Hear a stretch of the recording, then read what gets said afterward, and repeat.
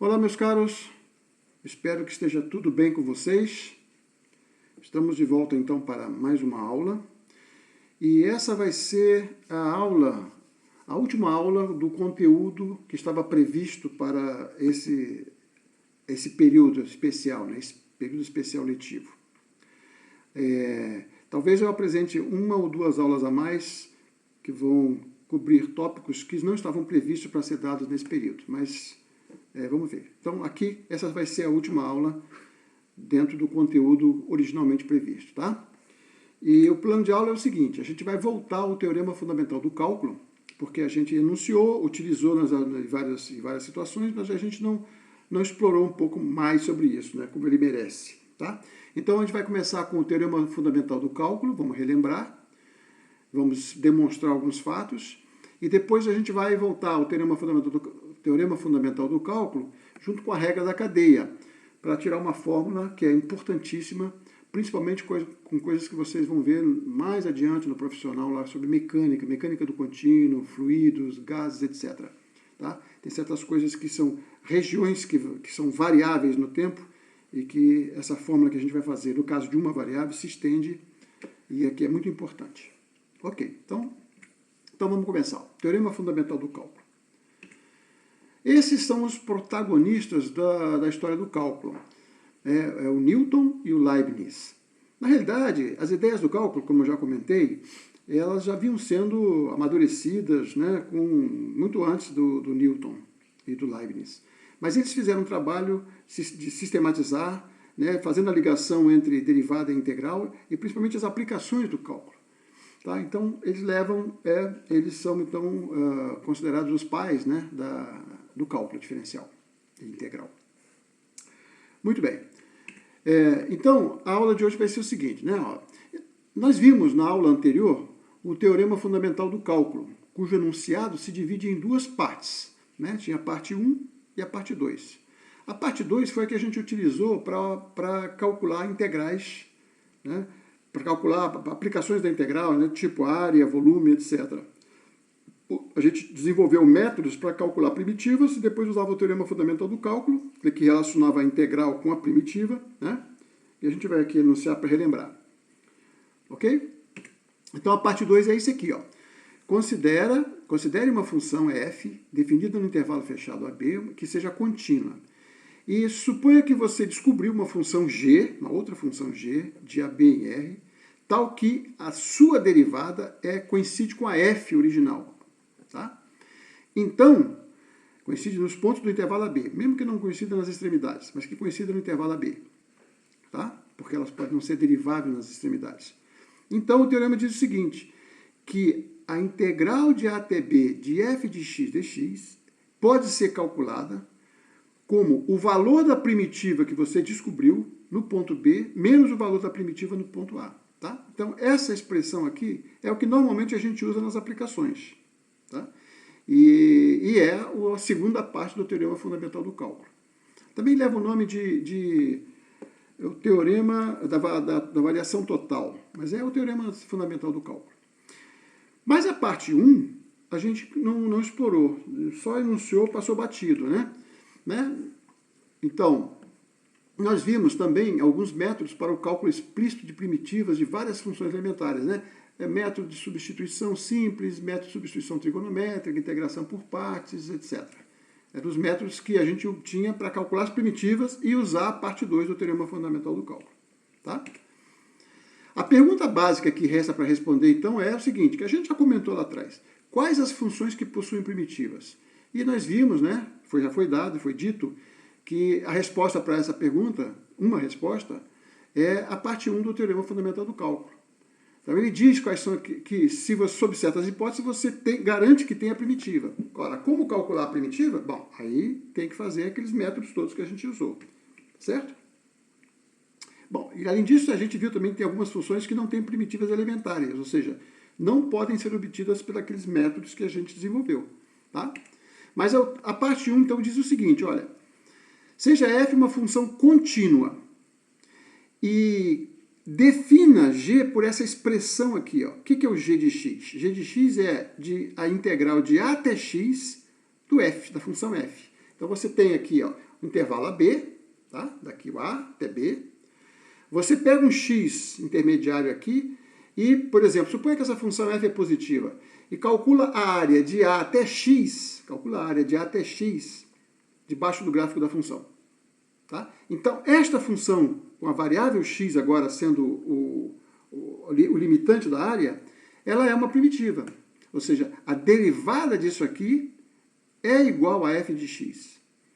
Então, essa expressão aqui, aparentemente, é de inútil, né? Porque se a gente não sabe calcular a integral da f, a gente não tem como descobrir que função é essa.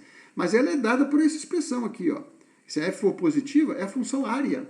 A área é sobre o gráfico de A até x. X variável, esse x aqui varia com esse x. E a gente não pode botar o mesmo x aqui, porque senão se confunde, né? Eu chamo de S, eixo dos S's, né? De A até B, esse aqui, ó. A integral de A até B, eu boto a variável S aqui. Aí eu pego um x desse intervalo, fixado, mas arbitrário, e digo que a função é a área de A até x da função definida na variável S. Ok? Então, essa é uma expressão, e a gente vai explorar e vai demonstrar agora que essa expressão dá a primitiva que a gente quer. Ok? Não diz qual é a forma da função g em termos de funções elementares, mas ela é uma primitiva. Ok? Então, é isso que a gente vai fazer. Vamos lá. É fácil de provar. Vamos fazer o seguinte. Então, no que segue, nós vamos provar a parte 1 do teorema, do qual a parte 2 já é consequência direta. Tá? Então, vamos fixar, né, um x0, vamos pegar um x, 2 pontos no intervalo AB, e vamos supor que o x é maior que x0. Depois a gente pega o contrário, tá? Então eu estou pegando um x0 aqui e à direita, x0 está aqui fixo, e um x que eu vou variar, mas que está sempre à direita, tá? Como f é contínua no intervalo AB, no caso aqui em particular no intervalo x0, x, toda função contínua admite um máximo absoluto, né? Então, eu vou chamar de S mínimo, o ponto de mínimo absoluto da função neste intervalo. E o S máximo é o ponto de máximo absoluto da função f nesse intervalo. Então, a gente tem essa desigualdade aqui, ó. F de S, qualquer que seja o S aqui, é maior ou igual que o valor mínimo e menor ou igual que o valor máximo. Certo? Muito bem, guarda essa fórmula aqui. Vamos lá, próximo passo. Veja bem, eu repeti aquela fórmula, né? Nesse meu desenho aqui, como a função é crescente aqui nesse pedaço, o S mínimo é o próprio x0, porque ela está crescendo. E o S máximo é o próprio x. Se eu tivesse pego os pontos aqui, ó, o S mínimo seria, o valor de f seria o maior possível do lado de cá. Tá? Esse f de máximo estaria aqui no x0 e o x seria de mínimo, ok? Mas não importa. Uma vez que você pegou 2 pontos x0 e x, tem um ponto de mínimo absoluto e um máximo de absoluto que vai estar nesse intervalo aqui, ó. No caso aqui são as extremidades, tá? Então, se para todos os valores de s você tem o S mínimo menor e o S máximo maior, então o seu integrar fica entre os dois, né? Quer dizer, o que é integral de f, que é integral de f de s daqui até aqui? É a área de baixo, se a função for positiva, né? É a área de baixo dessa curva aqui, ó. Tá? Essa regiãozinha aqui, ó. Então a gente vê o seguinte, olha, a área dessa regiãozinha abaixo do gráfico, ela está limitado embaixo, né? Por esse retângulo menor aqui, ó. Que é essa fórmula aqui está dizendo? Base, que é o x menos x0, vezes a altura, que é o valor da função no ponto menor. Tá? Esse intervalo aqui, esse retângulozinho aqui, tem essa área. Tá? E se eu pegar agora o S máximo está aqui. Ó. O S máximo seria esse ponto aqui, dá o valor máximo possível. Então a altura máxima vezes a base é a área do retângulo. E a área da figura, que é dada pela integral, né, abaixo do gráfico, tá entre os dois. Vai daqui até aqui. Tá certo? Então, vale essa desigualdade aqui, que é uma propriedade que a gente conhece das integrais. A integral de f de s, a integral disso é menor que a integral disso, que é menor que a integral disso. Mas isso aqui é uma constante, né, porque o x e o x0 estão fixados. Então, isso aqui acontece. Muito bem. Então, eu vou usar o fato agora de que eu posso escrever a integral de x0 até x como sendo a integral de a até x, depois a integral de a até x0. Isso é fácil de entender, né? Porque Porque, olha só, a área debaixo do gráfico, nesse intervalinho aqui, ó, pode ser calculada de que maneira? A área debaixo do gráfico daqui até aqui, que vai dar toda essa região aqui, ó, menos, tirando a parte agora que vai daqui até aqui. Quer dizer, esta área aqui daqui é a total daqui até aqui, menos essa outra que ficou para trás aqui, ó. Tá certo? Então, essa é a área que sobra debaixo entre esses dois pontos. Então, é tal que está escrito aqui, né? A integral de x0 até x é igual à integral de a até x menos a integral de a até x0. Então, sobra esse pedaço aqui, tá? Mas isso aqui, ó, por que eu escrevi isso? Por que eu fiz isso? Porque isso aqui é o valor da nossa função que nós definimos, né? G de x, e isso aqui é o g de x0, né? Por definição da função g. G é a integral de a até um valor x. Então, isso aqui é o g de x, isso aqui é o g de x0. Então, eu vou substituir essa expressão aqui, nessa desigualdade, essa expressão aqui pelo valor de g de x menos g de x0. Vai ficar assim, ó. Vai ficar assim. O g de x menos x0, que é a área da região abaixo do gráfico, naquele pedacinho, fica acima, quer dizer, é maior que a área do retângulozinho menor e é menor que a área do retângulozinho maior. Então, fica com essa desigualdade aqui, ó. Mas lembra que a gente está supondo que o x é maior que o x0. Então, esse número aqui é positivo, esse número aqui é positivo. Então, se eu dividir cada membro da desigualdade, né, cada pedaço dessa desigualdade aqui, por x menos x0, o sinal aqui não muda, porque eu estou dividindo uma desigualdade, duas desigualdades aí, por um número positivo. Então, eu divido, aqui fica só isso, tá aqui, ó. Isso fica dado para essa expressão, e isso aqui fica só isso. Isso aqui é a razão incremental, né? O valor da função no ponto A por B sobre B menos A. Isso aqui é a razão incremental. Se o limite disso aqui, quando x tende para x0, existe, vai dar justamente a derivada, que é o que a gente quer provar. Tá certo? Então, a ideia agora é fazer o x tender para x0 e ver se, por causa dessas estimativas aqui, ver se isso aqui tem um limite. Tá? Então, eu botei aqui estrelinha para lembrar que essa expressão aqui a gente vai usar. Então, vamos passar para frente. Vamos lá. O que a gente viu até agora? O ponto de mínimo absoluto e o ponto de máximo absoluto são pontos que estão nesse intervalo, certo?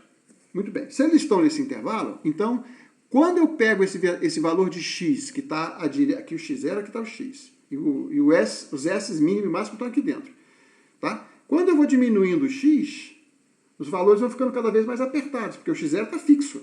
Esse x0 aqui está fixo. Aqui. E eu estou pegando do lado direito um x maior. Tá? E os s estão aqui no meio. Aí eu vou fazendo o x tender para x0 por valores positivos. Aqui, ó, x tendendo a x0. Como esses dois caras estão aqui no meio, não tem alternativa para eles, né? Cada um deles vai tender para um ponto, para o mesmo ponto x0. Certo? Muito bem.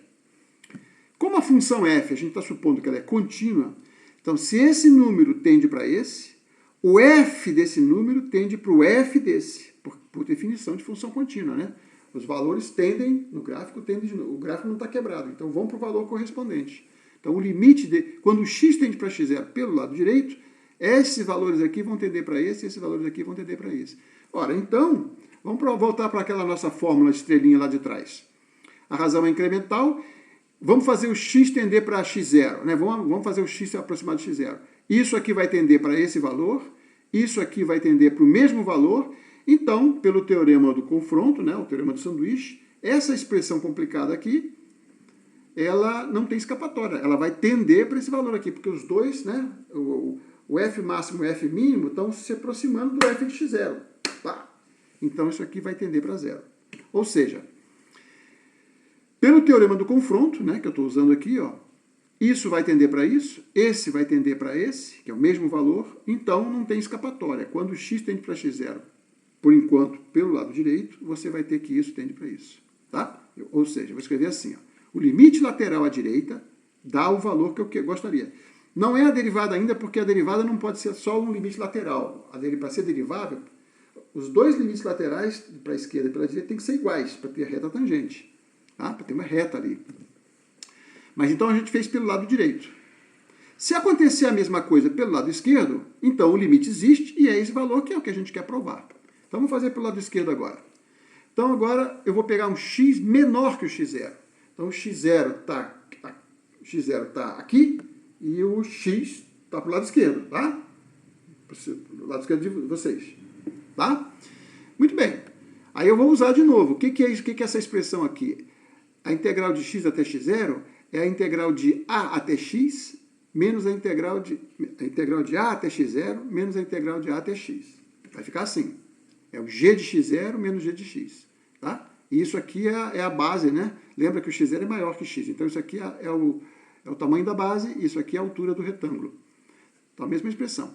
Agora eu vou dividir por x0 menos x, que é positivo, tá? x0 menos x é positivo. Olha aqui, ó, x0 menos x é menor, então x0 menos x é positivo. Quando eu divido, mantenho a desigualdade, né? Estou dividindo por números positivos. Então ficou assim, ó.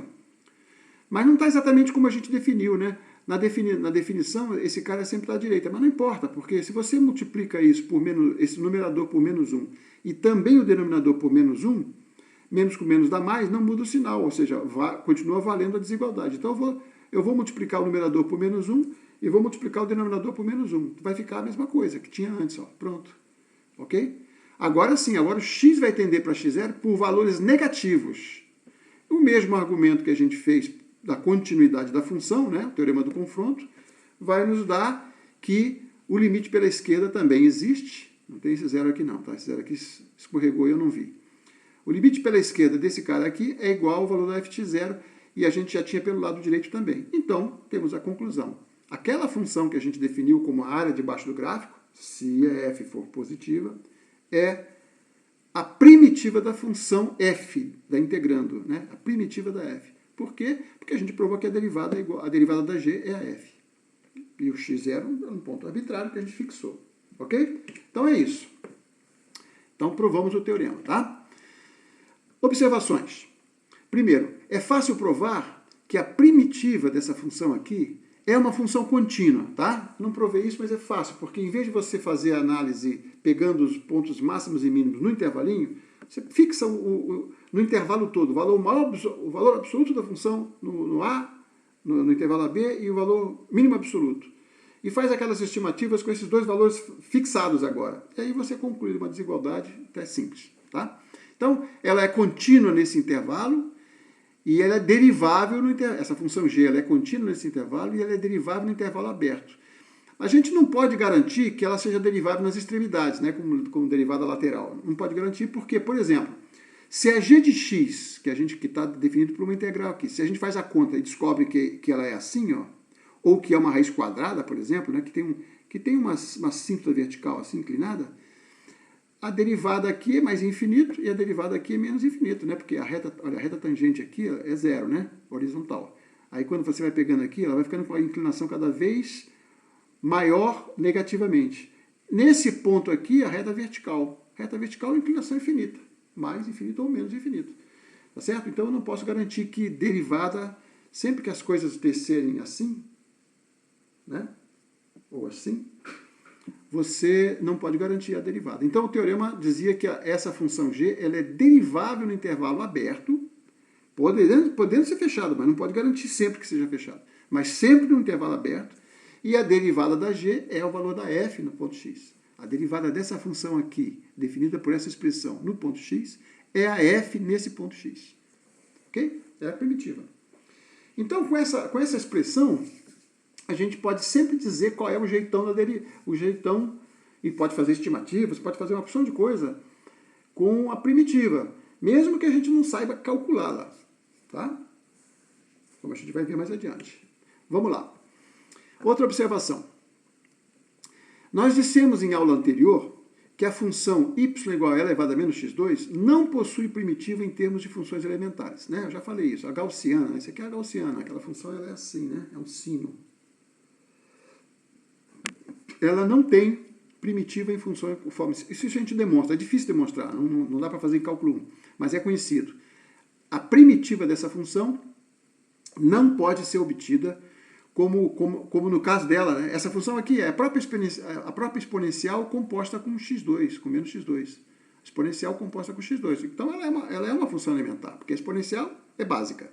x2, polinômio básico. Então essa aqui é, mas a primitiva dela não é. Não pode ser obtida assim, tá? De fato, ela sendo contínua, O teorema fundamental do cálculo nos garante que possui primitiva. E a primitiva, bom, como a gente não consegue calcular isso, a gente deixa indicado assim, ó, essa é a primitiva. Isso permite obter uma série de coisas teóricas. Não dá para achar a expressão da função, porque não tem. A expressão da primitiva dessa aí é uma série de Taylor, uma série de potência, ou seja, uma soma infinita, e aí não tem uma fórmula elementar. Ok? Mas então, estou afirmando, né? Esta função aqui, g, definida desse jeito aqui, a variável x aqui, ó, é essa aqui, é o limite daqui. Essa função não pode ser expressa em termos de funções elementares. Ok? Também não pode essa aqui, ó, são várias, né? São muitas funções que já são conhecidas, que não são elementares. A função é a seguinte, para x diferente de zero, ela é o seno de x sobre x. E no ponto zero eu vou colocar, no ponto zero eu não posso dizer, a fórmula não vale, né? Porque seno de zero é zero, zero sobre zero é indeterminado, não é isso?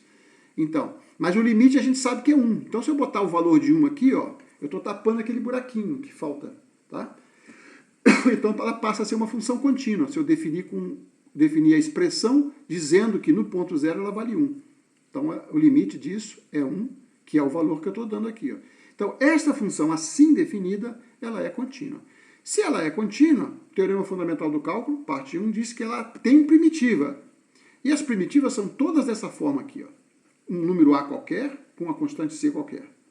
Porque a derivada de constante some. E a derivada disso aqui vai dar isso aqui, ó. Derivada de a até x do seno de s.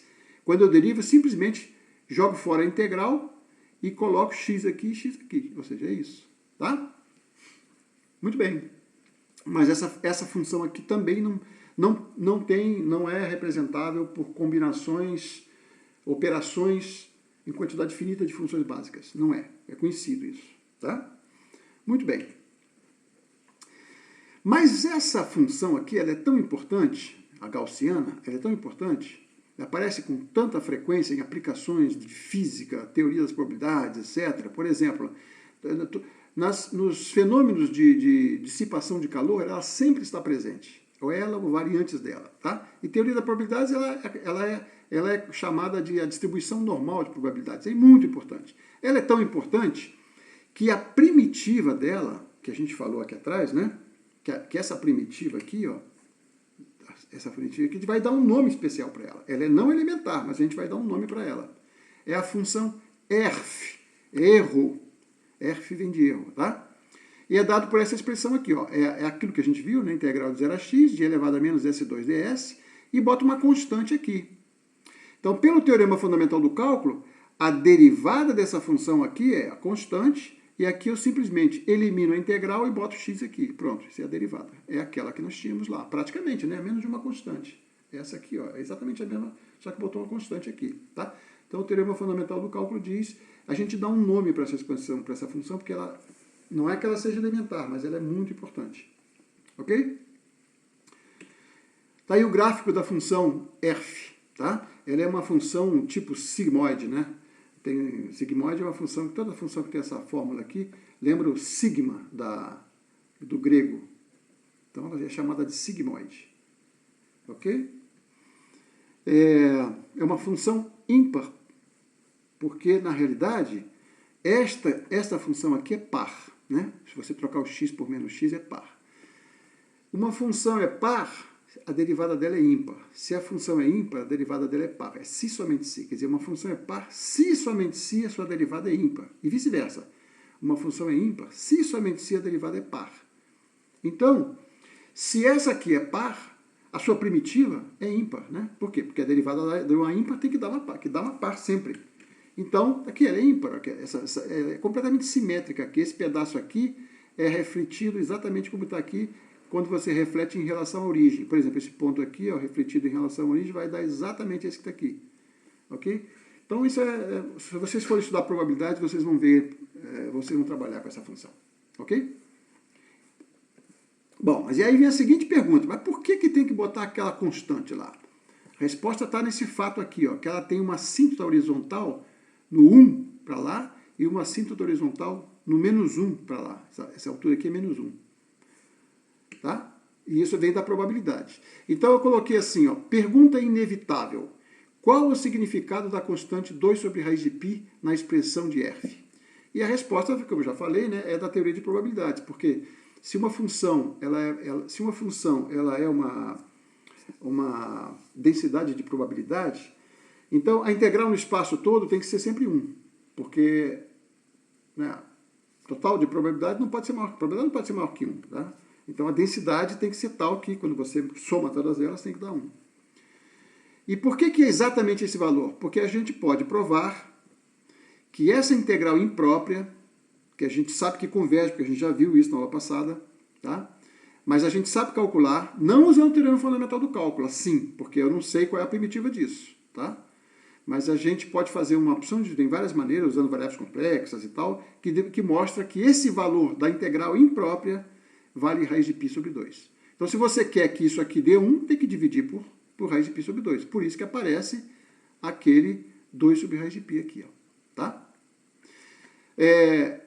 Como eu falei, tem muitas maneiras de mostrar que essa integral vale raiz de π sobre 2.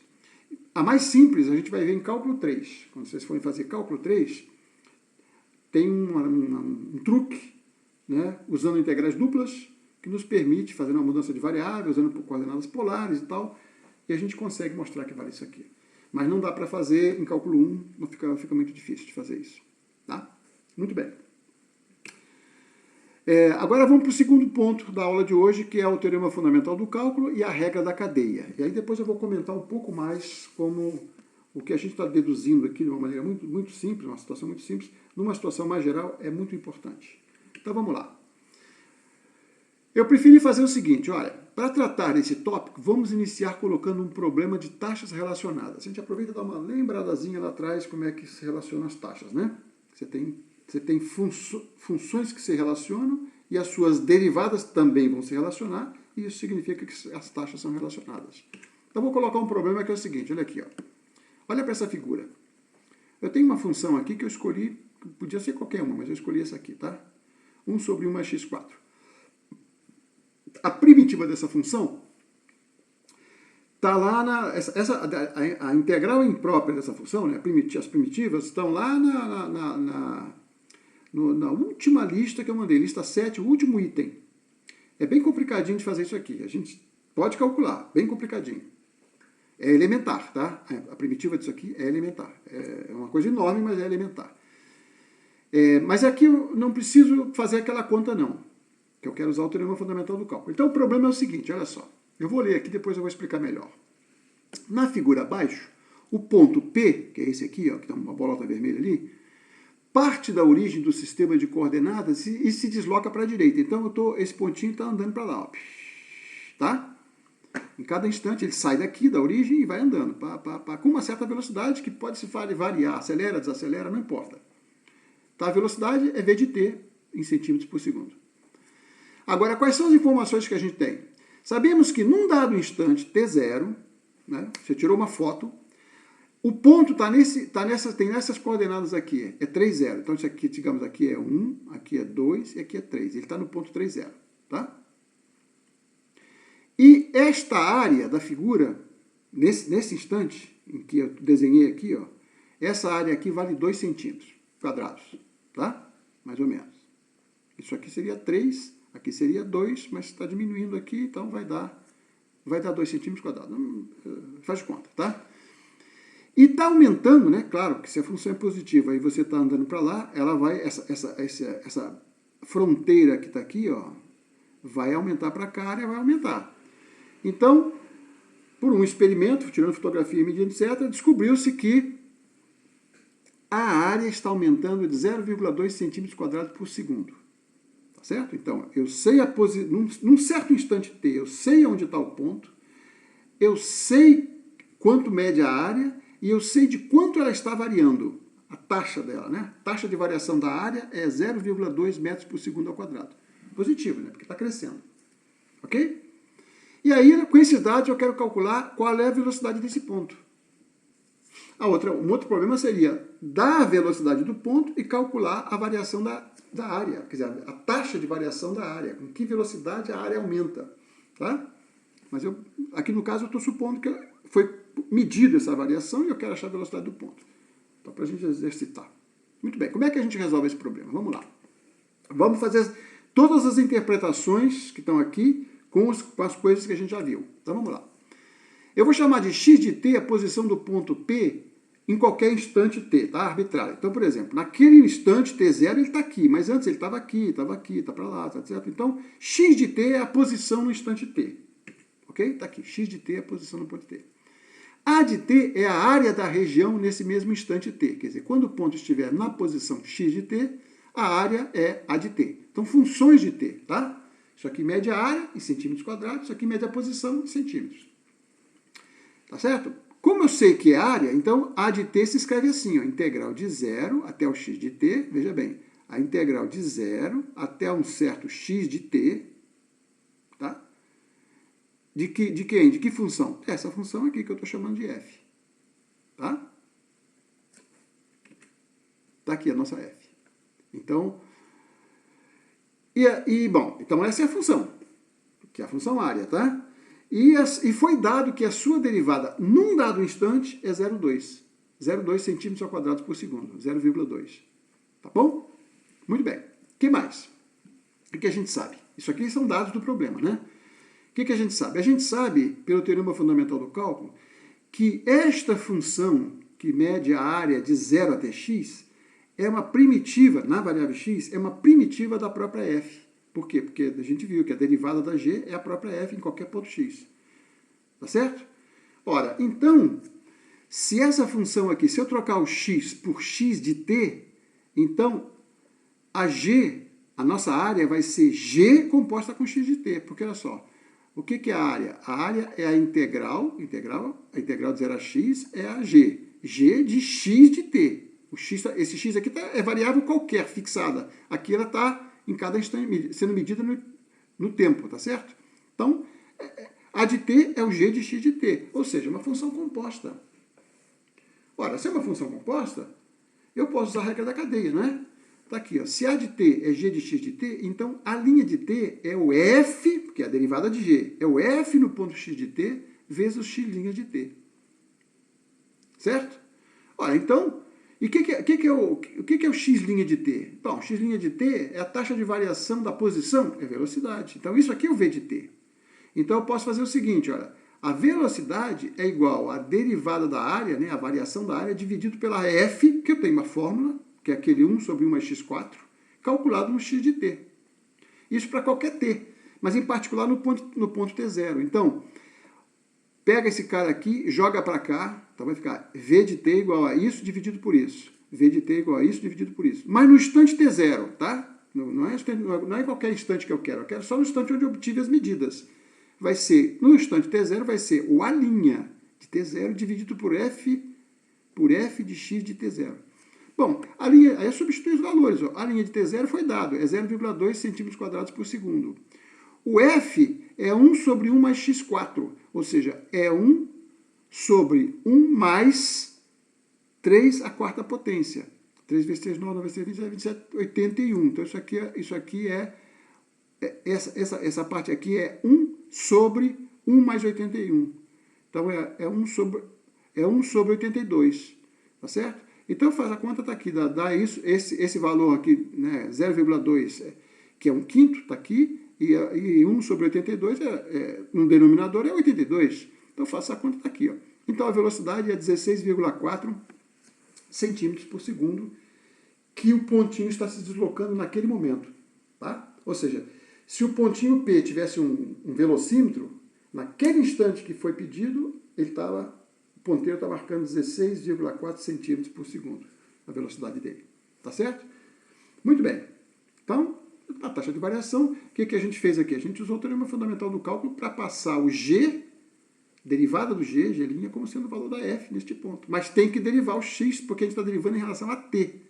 Não é em relação a x, é em relação a t. Ok? Muito bem.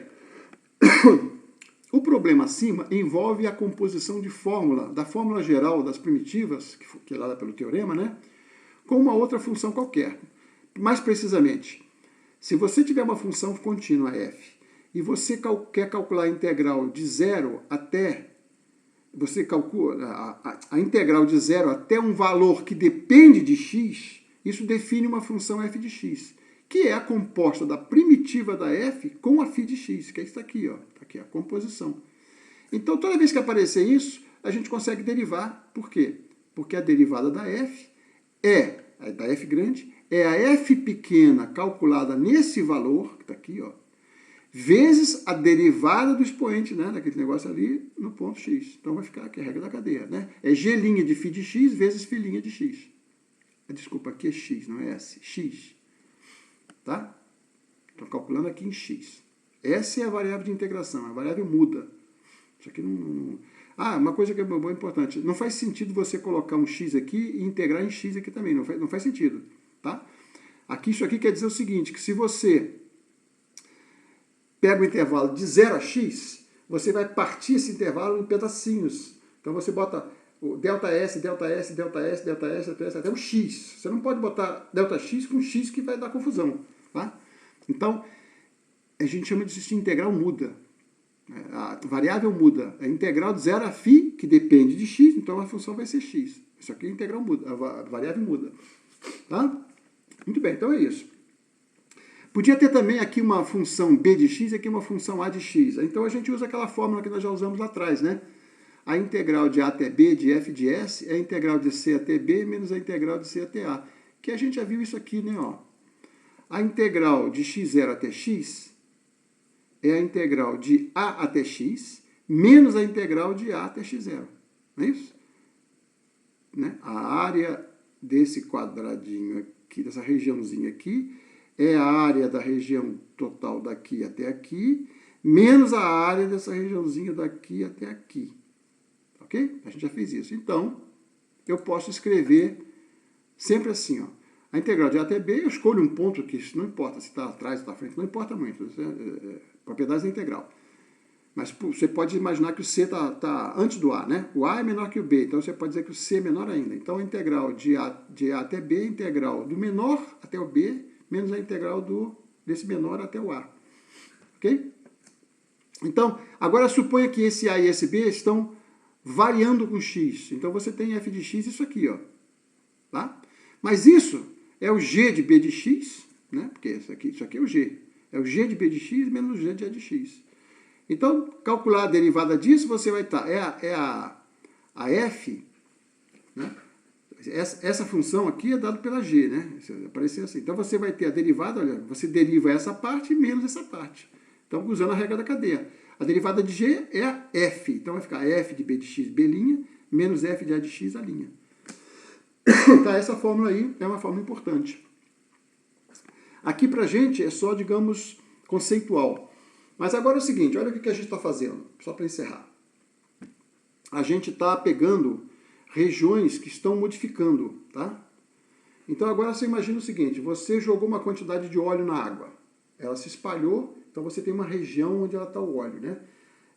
Ela vai seguindo as correntezas, mas ela vai se deformando, né? Ela vai se deformando, porque a água joga para lá, para cá. Então essa mancha, com o tempo, ela se modifica a posição dela.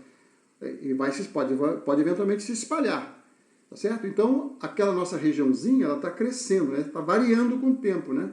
Então, uma mancha de óleo pode variar com o tempo. Se você quiser fazer cálculos em regiões que estão se modificando com o tempo, você precisa calcular, eventualmente, integrais em que os bordos da região, no caso aqui são intervalos, sejam variáveis com o tempo. Tá? Essa fórmula é fundamental, saber derivar isso é fundamental para coisas importantes de mecânica do contínuo, de fluidos, etc, etc. Tem milhões de aplicações. Okay? Para planos e para regiões volumétricas, que a gente está só com integrais de uma variável. Mas em cálculo 3 a gente vai ver integrais duplas para regiões planas, integrais triplas, que é para volumétricas, e aí aparece a fórmula que é conhecida como, tem uma fórmula de Gauss, tá? Que é derivar integrais, regiões no espaço em que as fronteiras se deformam. Ok? Então é muito importante. Muito bem, então a gente vai ficar por aqui hoje. Eu espero que vocês possam revisar bastante essas aulas e nós estamos chegando já no final do período, né? Nós estamos precisando de umas férias.